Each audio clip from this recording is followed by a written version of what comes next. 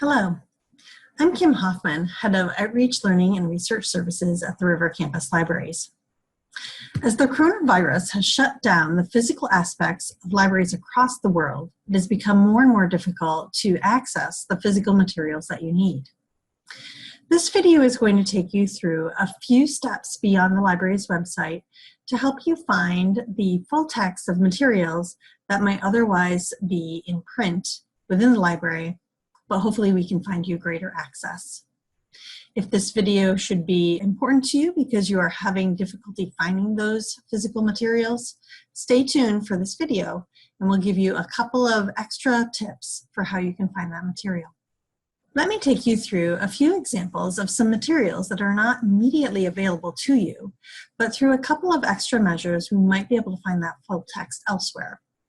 These are simple tricks that you may already be thinking about, but they are the core of what librarians use once we find out that a request has been canceled, but we want to be sure that we've exhausted all of our possibilities for finding that material. What you see here is a resource that is a journal article, but in particular, you'll see that we only have the citation online and we don't immediately have the full text access. If we go into this link for Citation Online, you will see that you may be able to request this item through our interlibrary loan service. This is no guarantee, however, that other libraries with the physical materials may be able to send this to our library. Only electronic requests will be accepted at this point, meaning if it can be scanned into PDF and emailed to you, you have a much better chance of getting that material than if it's a physical book or a physical material that needs to be shipped, because of course all libraries are closed. So interlibrary loan is one strategy for trying to find that material that you can't immediately access.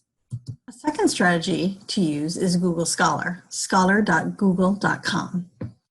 You can type in the unique portion of that item's title so that you're not inundated with too many results, and see if there is an open access version of this particular material for you.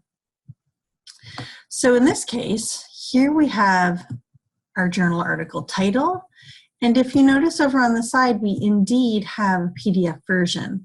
This looks like it is the author of this particular journal article, and she has chosen to put her article for free on the web for access so that anyone can read it and that it's not limited to library resources behind a paywall. So here's one great success story, that this material is indeed full text on the web, and all it took was a simple Google Scholar search to find it. But let's look at Google proper to see if we can find other alternatives in the case where Google Scholar didn't work for us. So you'll see a lot of different options. What I see here is Wiley is a library database that we may or may not have access to. So you can try it and you can see if that would work for you. Here we have a research portal that may have been another place where the author deposited the full text of her article so that other people could get to it. But I've tried that one, and you actually have to be an associate of Bath University in the UK. So let's keep looking. This Semantic Scholar is much like some of the other open repositories like ResearchGate or academia.edu.